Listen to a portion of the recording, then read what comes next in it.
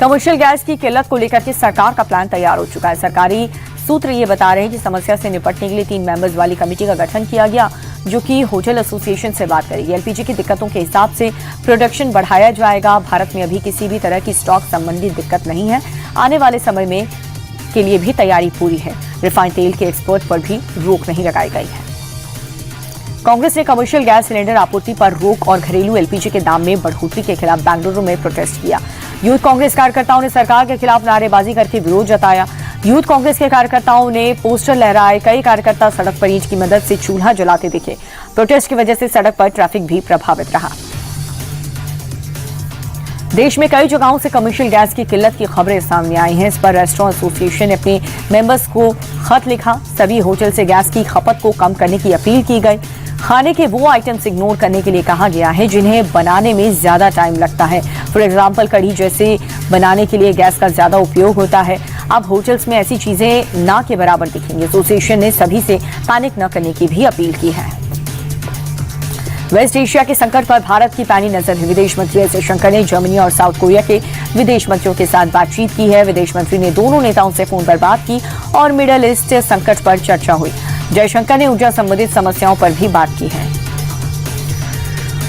Modi cabinet की बैठक में 6 बड़े फैसलों को मंजूरी मिल चुकी है। जल जीवन मिशन 2.0 पर सरकार ने मुहर लगा दी है। जल जीवन मिशन को दिसंबर 2028 तक बढ़ाने का फैसला किया गया और इसके तहत 12.6 करोड़ ग्रामीण घरों नल कनेक्शन देने का लक्ष्य रखा गया।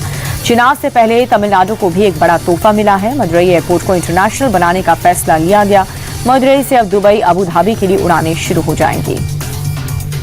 मिडिल ईस्ट में चल रही जंग पर प्रधानमंत्री मोदी की पूरी नजर है। प्रधानमंत्री की पूरी कोशिश ये कि इस जंग से भारत प्रभावित न हो। कैबिनेट मीटिंग में प्रधानमंत्री ने मंत्रियों को इस बात का निर्देश दिया जंग का असर देश के आम आदमी पर न पड़े। इसके लिए प्रधानमंत्री ने सरकार के सभी मंत्रालयों से मिलकर के काम करने के लिए कहा। प्रधानमंत्री ने कहा कि हमें हर संभावित चुनौतियों से निपटने के लिए पहले से ही तैयारी रखनी चाहिए। प्रधानमंत्री मोदी का फोकस मिशन साउथ पर है। कल प्रधानमंत्री केरल और तमिलनाडु के दौरे पर रहेंगे। सबसे पहले वो केरल के एर्नाकुलम जाएंगे, जहां पर 10,800 करोड़ की विकास परियोजनाओं की सौगात और लोकार्पण शिलान्यास करेंगे। एर्नाकुलम के बाद पीएम तमिलनाडु के तिरुचिरापल्ली पहुंचेंगे। यहां पर 5,650 करोड़ की विकास परियोजनाओं की सौगात देंगे। दोनों ही राज्य में इसी साल चुनाव होने हैं और ऐसे में प्रधानमंत्री का दौरा बेहद खास है। लोकसभा में राहुल गांधी की चर्चा हो रही है, लेकिन राहुल गांधी आज कांग्रेस के राज्यसभा सांसद इमरान प्रतापगढ़ी के इफ्तार पार्टी में शामिल हुए। इमरान प्रतापगढ़ी की इफ्तार पार्टी में राहुल गांधी समेत कांग्रेस अध्यक्ष मल्लिकार्जुन खड़गे, सलमान खुर्शीद, पी चिदम्बरम, सचिन पायलट समेत कांग्रेस के कई दिग्गज नेता शामिल हुए। पश्चिम बंगाल चुनाव से पहले एसआईआर पर सियासत गर्मा गई है और इस बीच ममता बनर्जी ने 5 दिन से जारी अपने धरने को खत्म कर दिया। सुप्रीम कोर्ट के ट्रिब्यूनल के गठन के फैसले पर ममता सहमत नजर आई। बता दें कि बीते शुक्रवार से ही ममता बनर्जी धरने पर थी। एसआईआर में गड़बड़ी के आरोपों को लेकर के बंगाल की सीएम हमलावर हैं। बंगाल जीतने के लिए बीजेपी की तैयारी जारी है। कल बंगाल में बीजेपी कोर ग्रुप की बैठक होगी। इसमें बीजेपी चीफ नितिन नवीन और गृहमंत्री अमित शाह शामिल होंगे। दोपहर 3 बजे से ये बैठक शुरू होगी, जिसमें आने वाले चुनाव में बूथ को मजबूत करने पर चर्चा होगी। पार्टी कार्यकर्ताओं को जीत का मंत्र भी दिया जाएगा। जम्मू कश्मीर के नौशेरा में एलओसी के पास एक पाकिस्तानी आतंकवादी मारा गया। सुरक्षा बलों ने खुफिया जानकारी के आधार पर घुसपैठ की कोशिश को नाकाम किया। 2 आतंकवादियों का पता लगाने पर पूरे इलाके की घेराबंदी कर दी गई। मुठभेड़ में एक आतंकी मारा गया। दूसरा फरार आतंकी की तलाश में जगह जगह छापेमारी चल रही है। एयरलाइंस कंपनी इंडिगो के सीईओ पीटर एल्बर्स ने अपने पद से इस्तीफा दे दिया है। कंपनी ने तुरंत प्रभाव से उन्हें रिलीव कर दिया है। उनकी जगह कंपनी के एमडी राहुल भाटिया फिलहाल मैनेजमेंट को संभालेंगे। पिछले साल यात्रियों को हुई परेशानी के बाद कई बार डीजीसीए ने इंडिगो के सीईओ को तलब किया था। उन पर इस्तीफे को लेकर के लंबे समय से दबाव था। पंजाब के मुख्यमंत्री भगवंत मान जालंधर के दौरे पर हैं, जहां पर उन्होंने आदमपुर में स्कूल ऑफ एमिनेंस का दौरा किया। स्टूडेंट्स के एग्जीबिशन का भी निरीक्षण किया। सोलर पावर स्पेस संबंधित प्रदर्शनी लगाई गई, जिसे देख करके सीएम ने छात्रों को मोटिवेट भी किया। स्टूडेंट से संवाद के दौरान सीएम मान ने मॉडर्न दौर में शिक्षा की जरूरत पर जोर दिया और कहा कि शिक्षा ही गरीबी और सामाजिक असमानताओं को खत्म करने का प्रभावी साधन है। मौलाना सलीम की एक और भड़काऊ तकरीर सामने आई है, जिसमें उसने मुसलमानों से यूपी में धरना प्रदर्शन करने की अपील की है। मौलाना कह रहा है कि अगर लोग सड़क पर होंगे तो यूपी की अर्थव्यवस्था गिर जाएगी और विदेशी निवेश नहीं आएगा। कुल मिलाकर के मौलाना ने यूपी के मुसलमान से विकास रोकने के लिए प्रदर्शन करने की अपील की है।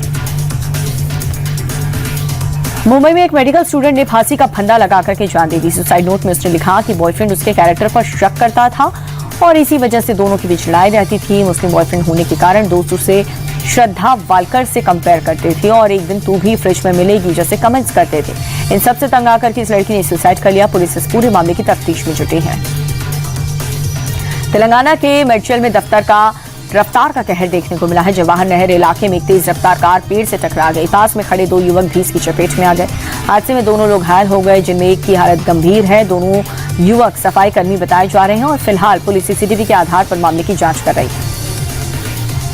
महाराष्ट्र के बीड़ में बीच सड़क पर अजीब हादसा हो गया। यहाँ पर एक ऑटो रिक्शा का टायर अचानक से फट गया, जिसके बाद रिक्शा डिसबैलेंस हो गई।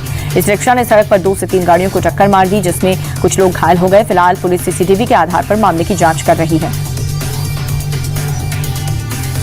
शेयर बाजार तेजी के साथ बंद हुआ। सेंसेक्स 640 अंक चढ़कर के 78,205 के स्तर पर बंद हुआ।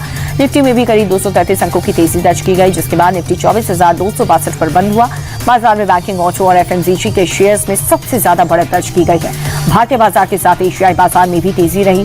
शेयर मार्केट पर मिडिल ईस्ट में चल रहे युद्ध के कारण उतार चढ़ाव जारी है। अमेरिकी डॉलर के मुकाबले रुपया अपने निचले स्तर पर थोड़ा सा उभरा है। डॉलर के मुकाबले रुपए में आज 36 पैसे की बढ़त रही, जिसके बाद एक अमेरिकी डॉलर की कीमत 91 रुपए 85 पैसे हो गई। इंटरनेशनल मार्केट में कच्चे तेल की कीमत में आई गिरावट के कारण रुपया मजबूत हुआ। विदेशी मुद्रा व्यापारियों का कहना यह है कि इसमें घरेलू शेयर बाजार में उछाल का भी असर रहा है।